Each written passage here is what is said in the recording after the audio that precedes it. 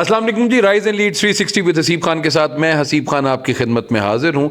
हम as an individual हमेशा ये चाहते हैं कि हमारे वालिद बहुत प्राउडली हमारे बारे में ये बात कर सकें कि यार मेरे बेटे ने ज़िंदगी में बहुत कुछ अचीव किया है। तो मेरी आज की शख्सियत भी एक ऐसी ही शख्सियत है जिनके वालिद ने उनको कहा कि I am very much proud of you, because कि उनको कहीं ना कहीं तो नौकरी मिल सकती है। और उनको जब नौकरी मिली तो उसके बाद उन्होंने कहा कि कोई बात नहीं, छੱਡ दे नौकरी, अब अपना बिजनेस करते हैं। और बिजनेस करना सबसे ज़्यादा अच्छी बात है और आसान काम लगता है बिजनेस कम्युनिटी वालों को, बिकॉज वी बिलीव और अल्लाह ताला भी यही बात करते हैं कि जी सबसे ज़्यादा बरकत और खैर जो है वो अपने बिजनेस के अंदर होती है। सो इट इज़ गुड कि हम जिंदगी में कैसे लोगों की खैर बांटते हैं अपने नाम से, अपने काम से और अपनी विजडम से। सो हमारे पास जितने भी सीईओज आते हैं वो तमाम के तमाम सीईओज इसी बात का ध्यान रखते हैं कि हमारा जो एक फॉर्मेलिटी है, जो हमारा एक रोब दबदबा है, वो कैसे लोगों पे कायम रहे। लेकिन जो मेरे आज के मेहमान हैं, is a smiling gentleman and उनकी स्माइल जो है वो बहुत कंटेजियस है। मैं अपनी स्माइल को भी बहुत कंटेजियस कहता हूँ, इनकी स्माइल भी बहुत कंटेजियस है। और एक और चीज़ जो है जो हम दोनों में कॉमन है वो ये है कि उनकी बर्थडे जो है वो 6 मई को होती है और मेरी बर्थडे जो है वो 5 मई को होती है। So ladies and gentleman, I am introducing you to my twin Taurian, Mr. Ahmed Butt. He is the CEO of Deepu Tech. अस्सलाम वालेकुम अहमद। वालेकुम अस्सलाम। कैसे हैं बेटा? शुक्र अल्लाह का। तबीयत ठीक है? जी अल्हम्दुलिल्लाह, बिल्कुल ठीक ठाक। बीइंग अ टॉरस एक बड़ा माहौल होता है। टॉरस का जो साइन है वो है जी बुल का। तो वो कहते हैं कि उसको अगर छेड़ो ना तो वो लोगों में प्यार और मोहब्बत और चाशनी ही बांटता है। यही बात है?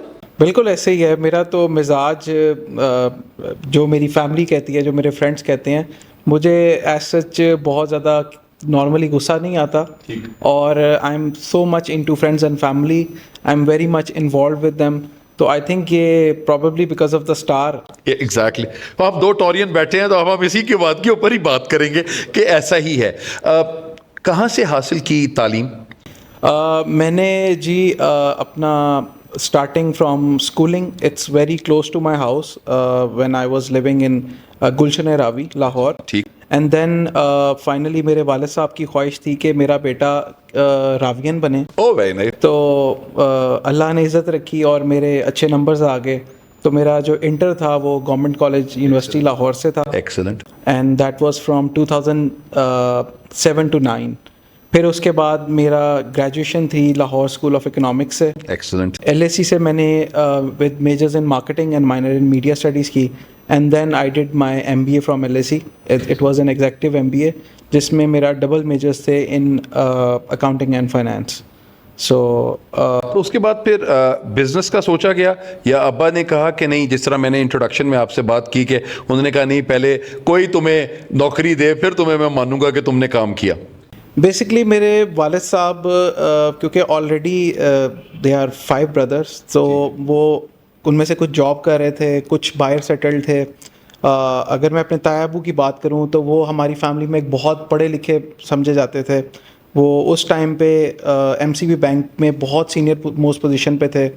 तो वालिद साहब ने 1999 में स्मार्टफोन का बिज़नेस जो था, तब फीचर फ़ोन्स थे, वहाँ से शुरू हुआ। तो he was the pioneer in this business in the industry. तो उन्होंने बड़ा बेसिक लेवल से मोबाइल फ़ोन का बिज़नेस हफीज़ सेंटर से शुरू किया। तो फिर जब मैं यूनिवर्सिटी में था तो ऑब्वियसली आपकी ग्रुपिंग होती है, दोस्त बनते हैं। कुछ लोग तो अपना फैमिली बिजनेस ज्वाइन करते हैं, लेकिन कुछ लोगों के एम्बिशंस होते हैं कि वो या तो बहुत कोई कॉर्पोरेट लेवल की नौकरी करेंगे लाइक नेस्ले, पेप्सिको, या प्लान्स होते हैं कि अपने MBA के लिए हम आउट ऑफ कंट्री जाएंगे। तो मेरा एज सच कोई प्लान नहीं था। ठीक है। I was not very good with studies like for specific subjects like उस टाइम पे मेरी marketing was very good, but मेरी जो फाइनेंस एंड अकाउंटिंग थी वो इतनी लाइक अच्छी नहीं थी। तो जब मैं ग्रेजुएट हुआ और बिल्कुल फ्री हुआ तो प्लान बना कि हम कहीं पे इंटर्नशिप करते हैं। तो फिर एक जगह पे मैंने इंटर्नशिप की जो कि ओरिएंट मकैन की कंपनी थी, ऑक्टोपस मीडिया। तो जब मैंने वहाँ पे 3 महीने इंटर्नशिप की तो after 3 months they offered me the job. ठीक। तो आप समझें कि पहले मंथ में ही जब मैंने वालिद साहब को बताया कि मेरा ऑलरेडी हो गया है, तो उन्होंने कहा कि अब मैंने यकीन हो गया कि तू कुछ कर सकना है, तो छोड़ दे काम और अपना बिजनेस ज्वाइन कर ले। एक्सेलेंट। यूनिवर्सिटीज़ में जब हम जाते हैं और बात करते हैं यूनिवर्सिटी के पहले सेमेस्टर से लेकर आखिरी सेमेस्टर तक, कहीं ना कहीं कोई हमारी क्लास फेलो होती है जिनके साथ हमें कोई प्यार मोहब्बत हो जाता है, कोई हमें इश्क हो जाता है। तो इस तरह का भी कोई मामला हुआ कभी? देखिए, इसके पीछे भी बड़ी इस तरह से एक साइंस है कि जिस मैं फैमिली में पला बढ़ा वो वैसे बहुत एक थोड़ी सी कंजर्वेटिव थे इन मामलों में, लेकिन मेरे वालिद साहब का जो मिजाज है ना वो बड़ा एक दोस्तों वाला भी है। एक उनमें दोनों फेज़ हैं, जहाँ पे गुस्से वाला मामला है या एक सर्टेन बाउंड्रीज़ है, वो हमें भी पता है कि जिसको हमने क्रॉस नहीं करना। अब मज़े की बात है कि मैंने कभी यूनिवर्सिटी में ऐसा सोचा नहीं था कि मैं कोई इस तरफ जा सकता हूँ, क्योंकि बड़ा कंजर्वेटिव होगा। अब जब मेरी ग्रेजुएशन हो गई तो मेरे वालिद साहब ने मुझसे एक दिन पूछा कि यार तेनू कोई लड़की नहीं पसंद आई? कोई भी नहीं आई। मेरा पुत्र अब नॉर्मली हो गया। तो मैंने कहा मैं तो सारी ज़िंदगी यही सोच के रुका हुआ था कि मैंने पसंद कर ली तो आपने तो मेरा छोड़ना नहीं है मुझे। तो अब आप मेरे से पूछ रहे हैं, तो मैंने कहा अब मेरे कोई भी नहीं है। तो अच्छा, एक बड़ी मज़ेदार बात होती है, मैं नॉर्मली अपने स्टूडेंट से भी ये बात करता हूँ कि मतलब पूरे सालों में आप जब ग्रेजुएशन कर रहे होते हैं तो आपकी एक दोस्त बन जाती है और आप उसको यही बात पे लारे दे रहे होते हैं ज़िंदगी में कि हम शादी करेंगे, ज़िंदगी इकट्ठी गुजारेंगे। और जब आखिरी सेमेस्टर होता है तो फिर उसको बड़े प्यार से कह दिया जाता है जानू इस्तिखारा ठीक नहीं आया। तो जब हमारे इस्तिखारे ठीक नहीं आते तो वो पूरे 4 साल कैसे गुजरते? तो आपके कोई दोस्त बने इस पूरे टाइम में, बेशक लड़कियां या लड़के, जो आपके साथ बहुत ज़्यादा जेल्ड इन रहे? जी, हमारा ग्रुप्स थे, क्योंकि हर सेमेस्टर में ग्रुप्स वगैरह थे, उसमें लड़कियां भी थे लड़के भी थे, बट ऑब्वियसली एक सर्टेन बाउंड्रीज थी। But it's a part of culture कि हमें उनके साथ वहाँ पे प्रोजेक्ट्स, असाइनमेंट्स वगैरह सब करने होते थे। और इससे मुतल्लिक मैं यही कहूँगा कि जब हमारी ग्रेजुएशन हुई ना और हमारा एक क्लास का पूरा इवेंट हुआ जो हमने खुद आपस में फाइनल मीटअप किया, तो उसमें उन्होंने हर बंदे को ना एक स्पेसिफिक नाम दिया और एक अवार्ड दिया। तो मुझे उन्होंने जेंटलमैन्स अवार्ड दिया कि मैंने किसी से भी ना कोई बदतमीजी या इवन किसी गलत सेंस में कोई लारे वगैरह नहीं लगाए। ये एक बड़ी पॉजिटिव चीज़ थी। तो मैंने अहमद ओरिएंट मकान में काम किया, तो ओरिएंट मकान में कभी ये ख्याल नहीं आया कि you are a very good looking person, तो कभी कोई हीरो आ जाए या कोई इस तरह का कोई एक मॉडलिंग में कर दिया जाए, ये वाला कॉन्सेप्ट नहीं आया? नहीं, इस सेंस में तो थोड़ी सी एहसास कमतरी थी कि शायद पता नहीं ये लोग यानी बहुत खूबसूरत लोग हैं दुनिया में। नहीं, इंसान जिस तरह अम्मियों के लिए तो हम ही बहुत खूबसूरत है ना, हमारी अम्माओं के लिए तो हम कहते हैं कि जी हमारा बच्चा बहुत अच्छा है। तो आपको कभी ख्याल नहीं आया कि नहीं मुझे एक्टिंग करनी चाहिए? नहीं, आई थिंक एक्टिंग भी एक बहुत बड़ा टैलेंट है। Yes. अगर कोई बंदा कहे ना कि आई एम गुड लुकिंग और मैं एक्टर बन सकता हूँ, इट्स नॉट लाइक दैट। तो मुझे ये लगता है कि शायद I am not a very good actor. मेरा तो घर में भी ये हिसाब है कि मुझे कोई छोटा सा भी झूठ बोलना पड़े ना, शरारत का, तो मेरे चेहरे से उनको पता लग जाता है कि यार ये इसको तो छोटी सी बात भी छुपानी नहीं आती। ये एक मेरी वीकनेस है। तो जिसकी मूवीज़ देखते हैं? मूवीज़ बिल्कुल देखता हूँ। किस तरह की फिल्म्स अच्छी लगती हैं, या अपने फ्री टाइम में कैसे आप अपने आप को एंटरटेन रखते हैं? मूवीज़ डिफरेंट तरह की हैं, कैटेगरीज़ हैं। अगर मैं अपनी पसंद की बात करूँ, जो मैं अपनी स्पेशली यूनिवर्सिटी लाइफ से बहुत ज़्यादा इन्वॉल्व था मूवीज़ में, तो मुझे सुपर हीरो मूवीज़ बहुत पसंद है। Like I love Avengers, Marvel की पूरी कॉमिक्स से लेके जितने सीजन्स हैं वो मैंने सब देखे हुए हैं। उसके अलावा एनिमेशन जिसमें ड्रैगन बॉल जी, वन पंच मैन और इस तरह की ब्लीच, ये जितनी एनिमेशंस हैं ये समझ लें मैंने इनके 500 एपिसोड्स देखे हुए हैं। तो इस तरह की चीज़ें मुझे ज़्यादा पसंद। हम देखें अगर हॉलीवुड के अंदर तो बहुत सी टेक इंडस्ट्रीज़ हैं जिन्होंने फिल्म्स बनाई हैं। आपको कभी ख्याल आया कि हम कोई फिल्म बना लें पाकिस्तान की इंडस्ट्री के अंदर, एज अ टेक कंपनी मैं कोई ऐसी फिल्म बनाऊं, एनिमेटेड फिल्म ही बना लूं, लेकिन उसमें कोई ना कोई हम उस फिल्म की दौड़ में आ जाएं? कभी सोचा है ये? मेरे एक दोस्त हैं, लाइक फैमिली फ्रेंड हैं, वो ऑलरेडी हॉलीवुड में एक बड़ी सीनियर पोजीशन में है, जो कि एनिमेटर हैं। He is a very senior animator. उन्होंने बल्कि जो लास्ट गॉडजिला आई है, कॉन्ग वर्सेस गॉडजिला, उसमें उनका नाम भी इवन फिल्म के पोस्टर पे भी आया हुआ। तो उनसे जब एक दफ़ा डिस्कशन हुई तो पता लगा कि हम लोग अदर दैन बजट, हम लोग के पास वो एक्सपर्टीज़ और वो इक्विपमेंट शायद अगले 20 सालों में भी ना हो। बट ये है कि ऑब्वियसली हमारी एक इंडस्ट्री की बात करें तो जिस फेज़ से वो गुजरी है उस फेज़ से एज़ कम्पेयर टू हमारा नेबर्स जो हैं वो एक अपनी लीग में निकल गए, बट हम लोगों ने वही एक गंडासा और इस टाइप की मूवीज़ में अपने आप को किया, तो आई थिंक इंडस्ट्री पाकिस्तान में ऐसा नहीं फ्लरिश की। Your company's name is quite attractive. That's Deepu Tech. So, what is the idea behind Deepu Tech? अच्छा, basically in a distribution company, not just a typical distribution company, like Diputech is a company जिसके अपने organized retail stores हैं, and they are top tier retail stores, and they are backed by the technology जो एक omni channel के through काम कर रहे हैं। like हमारा जो e-commerce स्टोर्स हैं और हमारे जो फिजिकल स्टोर्स हैं, they are all connected, and the inventory is all connected through an ERP system. तो उस टाइम पे we were looking for a company name जिसकी इंटरनेशनल डोमेन भी हो, so we found that domain on an auction, diputech.com। अच्छा, auction पे? हाँ, auction पे। सो एक नाम अट्रैक्टिव था and it was tech based, और हमारा ये प्लान था कि कल को अगर हम इसको अगर किसी डिफरेंट कंट्री में लेके जाते हैं विद अ .com डोमेन, सो हम इसको स्केल अप कर सकते हैं। आपके कंटेम्प्रेरीज हैं, बहुत से CEOs हैं जिनके साथ आप मिलते होंगे, उनके साथ, तो आपको क्या लगता है what is similar, your similarity with all the CEOs, and what makes you different from the other CEOs? Similarities in terms of daily routine, seriousness about work. I'm very much serious about my work. I think about work all the time. Like मुझे पता होता है कि I think about it. Like sometimes होता है कि काम को आप एक प्रेशर लेके करते हैं कि यार ये मेरा काम है, मुझे जाना है। I enjoy my work. और मुझे एक शौक है कि मैं सोचता रहूँ क्या से क्या नई चीज़ कर सकता हूँ। So अगर मैं अपनी एक स्ट्रेंथ की बात करूं विच डिफरेंशिएट मी, तो मैं नए से नए आइडियाज़ को सोचने के साथ साथ इम्प्लीमेंट करता हूं, और मेरा उन आइडियाज़ के फेलियर का भी एक परसेंटेज है जो मेरे माइंड में होती है, बट स्टिल जब एक आपका शौक बन जाए, आप कहते हो कि ठीक है यार, लोगों का शौक होता है गाड़ियाँ रखना, महंगी, पैसे उड़ाना, तो ये भी मेरा शौक है। अगर इसमें नुकसान हो जाए तो ठीक है, but there would be a lot of learning for me. So मैं नए से नए आइडियाज़ जो हैं वो अपनी जिस सेक्टर में काम कर रहा हूँ, जो कि समझा जाता है बड़ा आसान है, रिटेल बिजनेस, उसमें एक नए तरीके से चीज़ें लेके आना जिसमें आप कस्टमर्स को अट्रैक्ट कर सकते हैं, या कोई ऐसी नई चीज़ जो इंटरनेशनली इम्प्लीमेंट की गई है और वहाँ पे सक्सेसफुल है, बट पाकिस्तान में अभी तक लोगों ने उस पर काम नहीं किया, उसमें मेरी बहुत ग्रिप है। सोचने का टाइम जो है वो किस तरह आप देते हैं? कार के अंदर सोचते हुए जाते हैं, या कोई म्यूजिक सुनते हैं साथ साथ, and then your creativity mode just turns on? क्या चीज़ होती है? अच्छा, मुझे सबसे मज़ेदार जो आइडियाज़ आते हैं ना, वो जब मैं सुबह शावर ले रहा होता हूँ ना, वो मेरा शावर ज़रा लंबा चला जाता है, वो 15 मिनट तक भी चला जाता है, क्योंकि उस टाइम बल्कि मुझे होता है यार ये मेरे जो जहन में आया ना, इसको मैं कहीं अपना फ़ोन पकड़ के नोट्स में लिख लूँ। सो एक वो जो टाइम है ना सुबह जब आप फ्रेश उठते हैं, बिकॉज मैं मेरी बेटी है उसको स्कूल भी खुद छोड़ने जाता हूँ, and then I go to gym and for the physical activity, तो वो स्पेसिफिक टाइम है जिसमें बड़े प्रोडक्टिव ख्याल आते हैं।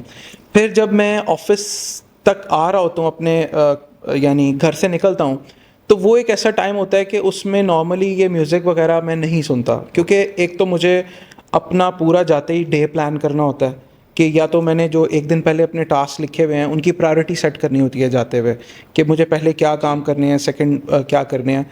तो आई थिंक ये 2 टाइम सबसे ज़्यादा प्रोडक्टिव हैं। और जब मैं ऑफिस में होता हूँ तब तो बिल्कुल भी नहीं मैं सोचता इन चीज़ों पे, क्योंकि तब मैं एग्जीक्यूशन पे लगा होता हूँ। आपके नाम के साथ बट आता है, ठीक है, फूडी तो आप होंगे, शदीद है ना, तो वो उनमें से क्या चीज़ अच्छी लगती है? क्या ऐसा है खाने का जो आप किसको रेजिस्ट नहीं कर सकते आप?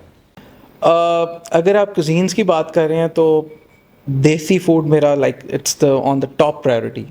और मतलब आप वो वाले आदमी हैं कि जो पिज़्ज़ा या बर्गर खाने के बाद भी कहते हैं रोटी ले आओ ये वो वाला काम। आप ये समझ लें कि मेरी जहाँ शादी हुई है ना, वो है ये खान बाबा रेस्टोरेंट चुबुर्जी। ओके, सही। वो अब एक इत्तेफाक से मेरी शादी भी वहाँ हुई है कि आई लव देसी फूड। ओहो, तो उन्होंने तो फिर यही करना है कि हमारे दामाद खुश रहें, तो वो तो खाना पीना खाबे चलते होंगे वहाँ पे। आप सोचिए कि मेरा शादी के पहले साल भी मेरा 18 kg वेट बढ़ गया था, क्योंकि वो हर वीक खाना वहाँ से आता था।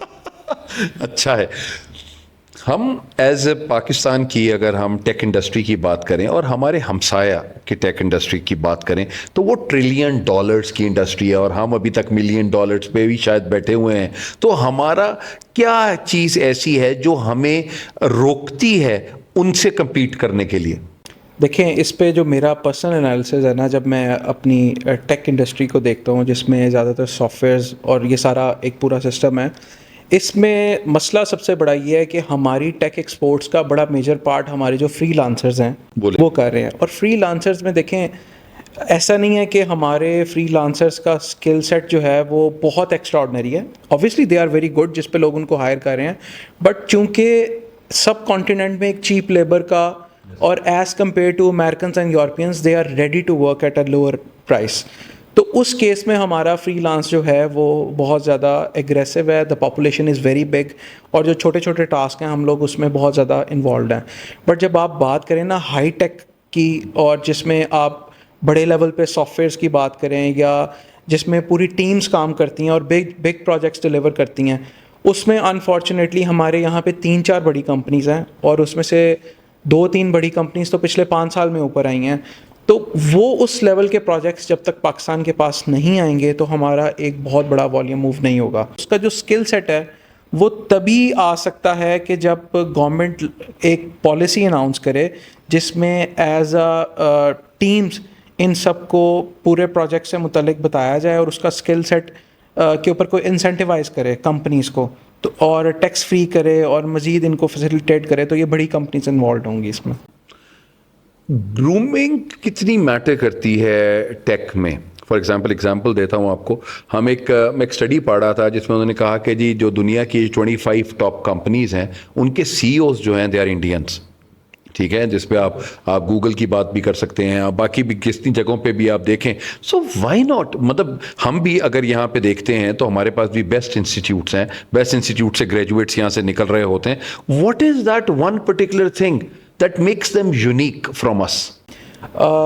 उसकी सबसे बड़ी वजह मैं ये समझता हूँ कि हमारा जो इंस्टीट्यूट्स हैं, स्पेशली जो गवर्नमेंट के एजुकेशनल इंस्टीट्यूट्स हैं, वो ग्रास रूट लेवल तक भी बहुत ही पस्तगी का शिकार है। यानी वो बहुत ज़्यादा as compare to India they are very down. इसमें बात यह है कि जब आप इतने बड़े लेवल में आप पॉपुलेशन है आपकी और गवर्नमेंट लेवल पे आपको फैसिलिटेशन नहीं है और आपकी पर कैपिटा इनकम इतनी कम है कि लोग schools like beacon house, LGS वगैरह अफोर्ड नहीं कर सकते, तो वो आपकी ग्रूमिंग उसी स्कूल में होगी जहाँ पे रात को वो मजें भी बांधते हैं और वो वहीं से आप ऊपर जाते हैं। तो ये गवर्नमेंट लेवल पे जब तक ये रिफॉर्म्स नहीं आएंगी और ये पूरी जस्ट लाइक इंडिया ये लोग इसको बेहतर नहीं करेंगे, तब तक हमारी मेजर आवाम जो है वो इस तरफ नहीं आ सकती। आपकी कंपनी में नॉर्मली कितने ह्यूमन रिसोर्स है? अभी हमारी कंपनी का में टोटल आप स्पेशली अगर HR की बात करें, ओवरऑल अगर आप बात करें तो तकरीबन ऑफिस में 55 लोग हैं। ठीक।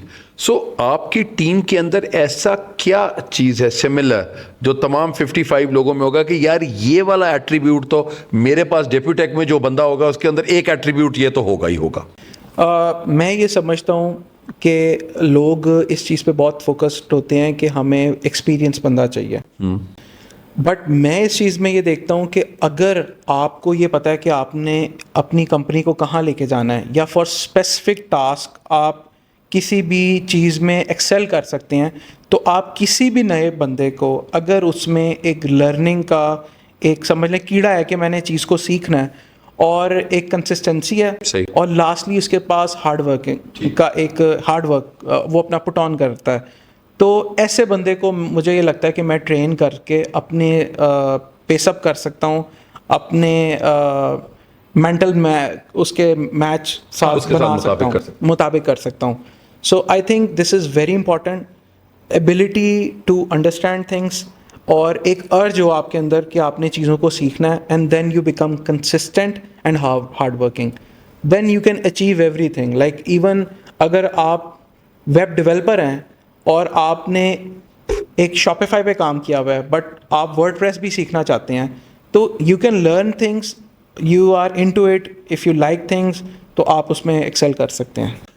नए ग्रेजुएट्स जो आते हैं और नए ग्रेजुएट्स आपके पास आते हैं, तो you are willing to take those new graduates? I think मुझे पर्सनली न्यू ग्रेजुएट्स जो है ना उनको हायर करने में ज़्यादा मज़ा आता है। अच्छा, उसकी वजह ये है कि आप उनको अपने मुताबिक मोल्ड कर सकते हैं। और मैं इस चीज़ को अपने ऊपर बहुत लाइबिलिटी समझता हूँ कि एक बंदा अगर आपके पास आया है और अगर वो कल को कहीं पे भी जाए तो आप कुछ ना कुछ उसकी अंदर इनपुट ऐड ऑन करें। यानी वो कल को कहीं जाए तो वो आपको ये ज़रूर याद रखे कि मैंने ये चीज़ वहाँ से सीखी थी। तो मेरी कंपनी में जब भी नॉर्मली तो हमारा retention rate is very high, और किसी वजह से कोई उनको एक्स्ट्राऑर्डिनरी कहीं से ऑफ़र आती है तो मैं इस चीज़ में बड़ा सपोर्टिव होता हूँ। ठीक है। और उनको भी पता होता है कि जो ये कंपनी है ये खुश होते हैं कि अगर वो लोग ग्रो करेंगे। अहमद, एक बात मैंने जो टेक के तमाम सीईओज़ के अंदर और तमाम लीडर्स में देखी है वो ये, they are very much casual about their dressing. जिस तरह मैं पिछले सीईओज़ को देखा करता था कि वो पैंट कोट टाई पहनना है, साथ हैं, लेकिन अब आप सब लोगों ने जो भी आपके कंटेम्प्रेरीज हैं, they are very casual about their dressing. So ये क्या है, ये वेस्ट से इन्फ्लुएंस लिया गया या आप लोग इट्स ईजी, या आपकी जनरेशन में ये सब कुछ ओके है? देखें, ये स्टार्ट तो वैसे हुआ था, लेकिन अब आप देखें लाइक इवन चाइना में देखें, like the brand we are dealing it which is Xiaomi, उनके अगर सीईओ हैं वो आके कोई प्रेजेंटेशन देते हैं या कोई प्रोडक्ट अनवील करते हैं, he is wearing that jeans and simple T shirt. And if you see west तो मार्क जुकरबर्ग वगैरह सबको देखे, दे आर वेरी ईजी। तो मेरे ऑफिस में भी जो है ना ड्रेसिंग पे सच इस चीज़ पे इतना हम लोग नहीं पुश करते फॉर्मल ड्रेसिंग पे, unless there are specific events like annual events हो गए या डिनर्स हो गए। Okay, but I think it is comfortable, और ये नहीं ठीक है, जो कंफर्टेबल वेरी गुड। तो विमेन की कितनी प्रेजेंस है आपकी ऑर्गेनाइजेशन में? मेरी ऑर्गेनाइजेशन में सरप्राइजिंगली ऑलमोस्ट 50 to 60% विमेन है। विमेन हैं। तो अब उनके साथ अब ये लोग ये कहते हैं कि जी विमेन बड़ी मुश्किल से मैरिट के ऊपर आ रही होती हैं। सो आप क्या देखते हैं ख़वातीन के अंदर के वो पैशन की तरफ है या ड्राइव देखते हैं या उनका स्किल सेट देखते हैं? क्या आपका टेक क्या होता है when you are hiring a lady? देखिए, और इसको कंपेयर करेंगे अगर बंदे के साथ कि एक बंदा है और एक खातून है, तो उन दोनों में से क्यों किसको लिया जाएगा? देखें, डिपेंड करता है किस स्पेसिफिक पोस्ट में आप उसको हायरिंग कर रहे हैं। फॉर एग्जांपल अगर मैं आपको बात करूं कंटेंट राइटिंग की, तो मुझे ये लगता है कि ख़वातीन उसमें बहुत बेहतर हैं, बिकॉज़ वो बड़ी डेडिकेशन के साथ काम करती हैं, they deliver their promises and they work on in time. और ये वजह जो है ना वो उनको बहुत डिफ्रेंशिएट करती है। Like they are very task oriented. Like अगर आपने उनको कोई स्पेसिफिक टास्क दिया है, दे नो देयर डेडलाइंस, और वो उस पर नॉर्मली उस तरीके से एक्सक्यूजेस नहीं देती if they are unable to finish it. But for a specific skill set like marketing, field job and in terms of dealing with companies and corporate level, I think उसमें अभी भी एक बहुत बड़ा गैप है और उसमें एक मेल डोमिनेंस है। वो प्रॉबेबली हमारे कल्चर में एक पार्ट है कि इवन कॉर्पोरेट लेवल के अंदर ही for sales point of view I think majority जो है वो मेल डोमिनेटेड है। तो इसलिए आई थिंक डिपेंड करता है कि आप किस कैटेगरी में कर रहे हैं। मेरा चूँकि ई कॉमर्स बिजनेस है एंड रिटेल बिजनेस है, अब रिटेल पे भी मैंने अपने स्टोर्स पे जो है वो मेल एंड फीमेल दोनों रखी हुई हैं, because some people are comfortable with male and जब ख़वातीन आती हैं so they are very much comfortable कि उनको कोई खातून ही डील करें। तो इसी तरीके से अगर मैं ऑफिस की बात करूं तो मेरे like content writing, SEO, research, analysis और इस तरह की जितनी चीज़ें हैं वो हमारा जो है वो ख़वातीन करती हैं। कौन सी ऐसी चीज़ है जो आप कहते हैं you don't leave home without that thing? Obviously my cell phone and my laptop. अच्छा, सेल फोन के अंदर क्या उसका कोड खुला होता है या क्या चीज़ होती है, या सबके सामने है, लोगों की फैमिली देख रही है, या उनके साथ क्या चीज़ है? मेरा जो सेल फोन है ना वो ऑब्वियसली पासवर्ड प्रोटेक्टेड तो है, क्योंकि ऑब्वियसली मेरा पूरा डाटा है एंड मैं तकरीबन कोई 2009 से आईफोन ही यूज़ कर रहा हूँ। सो मेरा एक पुराना जितना भी डाटा है ना यूनिवर्सिटी का, वो अभी तक वैसे का वैसा फ़ोन में है। लाइक किसी ने अगर मुझे 2009 में भी एसएमएस किया था ना, it's still available in my phone. So मुझे एक बहुत ज़्यादा है कि मेरा डाटा प्रोटेक्टेड हो, कोई कभी मिस यूज़ ना हो जाए किसी वजह से। तो it's a simple password protected और जितना होना चाहिए। अभी तक की अहमद सबसे बड़ी अचीवमेंट किस चीज़ को देखते हो अपनी? अभी तक मैं सबसे बड़ी अचीवमेंट ये देखता हूँ कि जब मैं अपने टिपिकल फैमिली बिजनेस में आया था जो कि हफीज़ सेंटर वाला था, which is a wholesale smartphone business, वहाँ से जब मैंने एक स्टेप अप किया like selling on daraz.pk back in 2016, जब मैं उनका पाकिस्तान का नंबर 1 सेलर बन गया था। और उसके बाद से मैंने एक डिसीजन लिया कि मैंने अब ये टिपिकल होलसेल और इस बिज़नेस को छोड़ के एक प्रॉपर कंपनी को लेके आना है और डिस्ट्रीब्यूशन मॉडल पे जाना है एंड अपने आप को ई कॉमर्स बिज़नेस में लेके आना है। सो ई कॉमर्स बिज़नेस जो मेरा बिल्कुल भी एक्सपीरियंस नहीं था, जब मैंने उसको 2017 में शुरू किया तो बाय 2020 मेरा पाकिस्तान का सबसे बड़ा शॉपिफाई स्टोर था। So this was I think one of the biggest achievement जिससे मेरी बहुत लर्निंग हुई है। Ahmed, one word that you say about yourself कि जिसके ऊपर आपकी कोई बायोपिक अगर बननी हो तो वो वन वर्ड आपके ऊपर क्या होना चाहिए?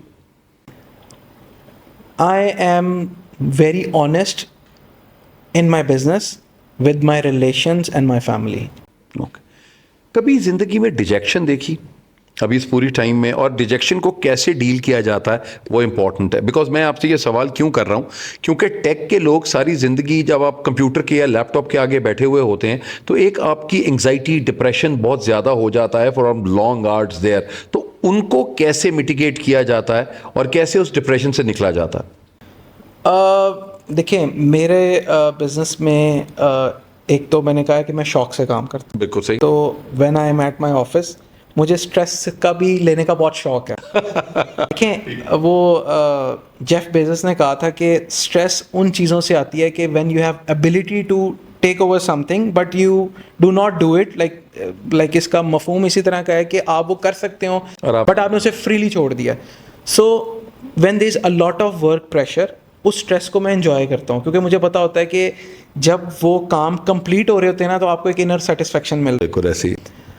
वैसे अगर आप बात करें, जो मैं अपने मी टाइम की बात करता हूँ तो मुझे जिस तरह मूवीज़ वगैरह की बात हुई थी, मुझे गेमिंग का बहुत शौक है, लाइक कंप्यूटर गेमिंग का बहुत शौक है, और वो multiplayer gaming like Dota which is one of the biggest multiplayer games in the world, तो वो मैं खेलता हूँ। अदरवाइज कुछ थोड़ी बहुत प्ले स्टेशन वगैरह कर लेता हूँ and then the family time is there.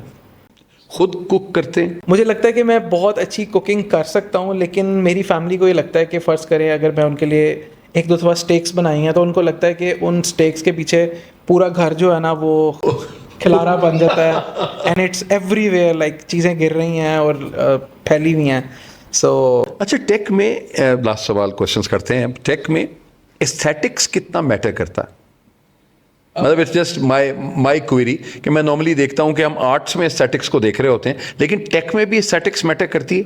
देखें, अगर आप डिज़ाइन की बात करें ना टेक में, फॉर एग्जांपल वेबसाइट पे, the UI UX is very important, the layout is very important, और फिर कोडिंग की भी अगर आप बात करें, कोडिंग की भी क्वालिटी होती है।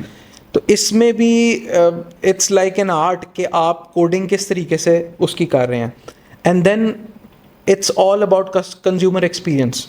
कस्टमर एक्सपीरियंस जो आपने क्रिएट करना है ना, कि जब वो आपकी वेबसाइट पे आए आपने उसको किन पॉइंट से गुजारना है, जिनको टच पॉइंट्स कहते हैं, जिसको देखते हुए वो अपना परचेज डिसीजन कंप्लीट करे।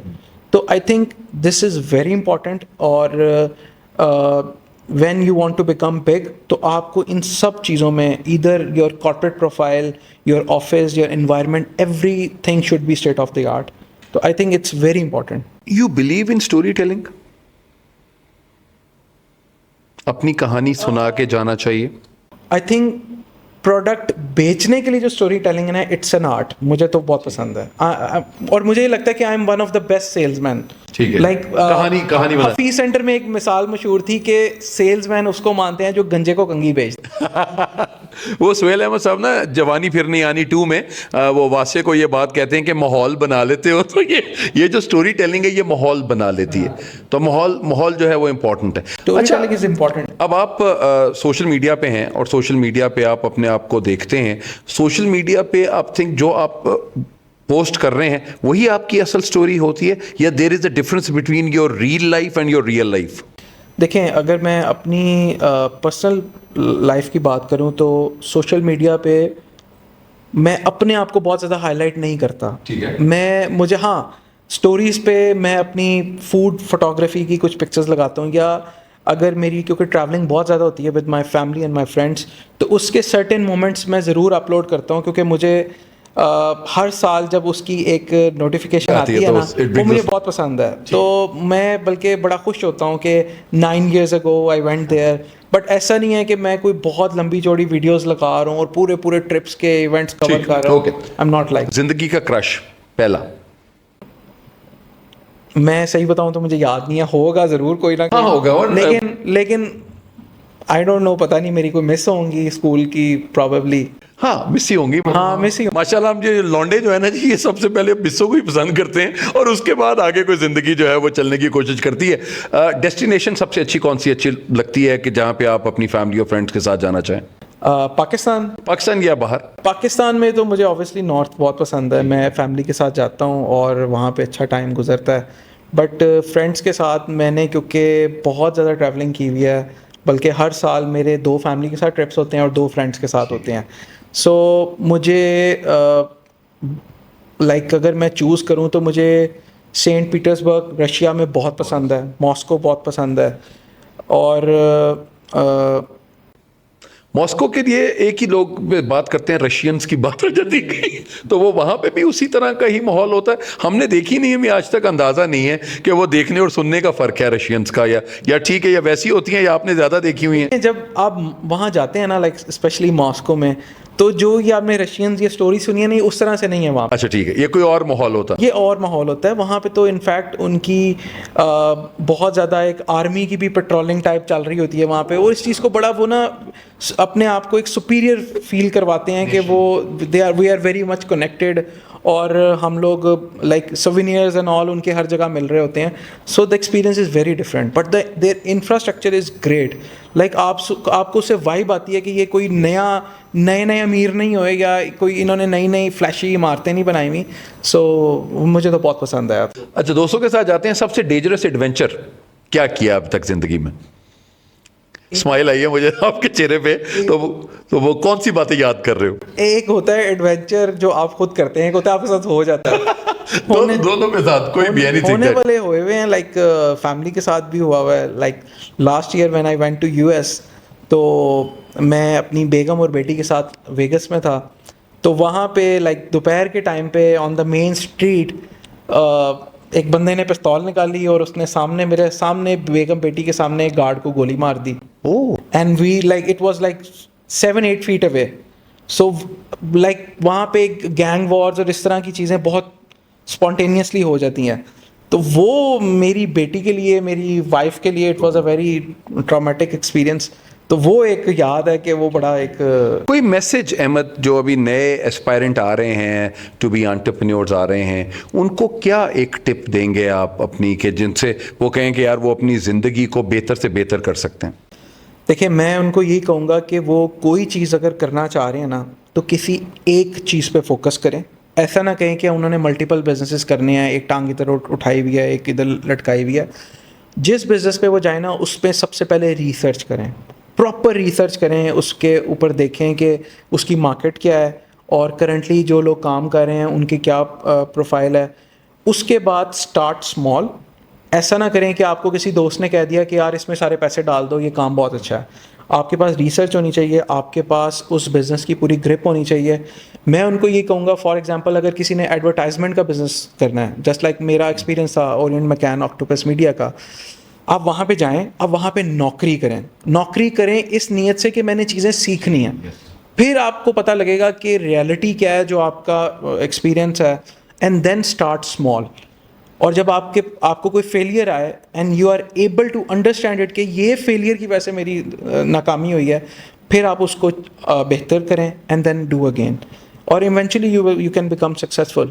Thank you very much, Ahmed. It was a pleasure talking to you, and मतलब I learned a lot from you in this regard. और एक your smile is contagious, माशाल्लाह, और आप इसी तरह ही हंसते मुस्कुराते रहें और लोगों की ज़िंदगियों में खैर बांटते रहें जैसे आप बांट रहे हैं। Ladies and gentlemen, मेरे आज के मेहमान थे Ahmed Bhatt. He is the CEO of DipuTech, और इन्होंने माशाल्लाह बहुत अच्छी बातें की, और एक मैसेज जो तो बहुत कमाल का है वो ये है कि आपने कोई काम करने से पहले उसको सीखना बहुत इंपॉर्टेंट है, उसके बारे में रिसर्च करनी ज़रूरी है, और आपको एक वक्त में एक ही काम करना है, और आप अगर उसी में अपना एक्सेलेंस लेकर आ जाते हैं तो I believe that you are the king and the queen of your own world, whatever you want to create. So इंशाल्लाह ताला आई थिंक के यही वो मंत्राज हैं of rise and lead in this world.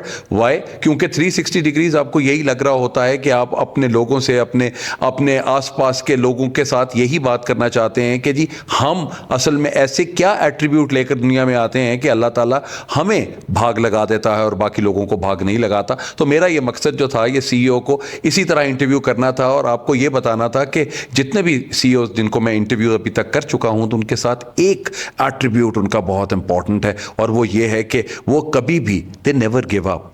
उनको पता है वो ख्वाब बड़े देखते हैं और बड़े ख्वाबों के साथ उनको पूरा करने के लिए भागते रहते हैं. बेचैन रुएं हैं ये सब के सब, और यही बेचैन रुएं ही उनको ज़िंदगी में अपना नाम बनाने का मौका देती हैं. तो इंशाल्लाह ताला जी नेक्स्ट गेस्ट के साथ आपकी खिदमत में दोबारा हाजिर होऊंगा. हसीब खान को rise and lead 360 with Haseeb Khan से इजाज़त दीजिए. अपना बहुत ख्याल रखिएगा. पाकिस्तान जिंदाबाद.